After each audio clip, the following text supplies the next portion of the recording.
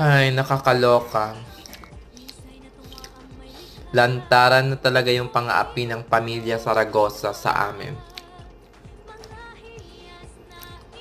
Gusto ko nang mag-quit. Gusto ko nang umalis. Gusto ko nang mag-resign. Nakakaloka. As in, yung parang ititiis ka ng 3 oras, tapos madadatnan mo yung mga pamilya Saragosa. Nandun, nakaupo lang, walang ginagawa, tapos ikaw, nakakarating mo lang, ikaw yung busy-busy. O diba, bongga!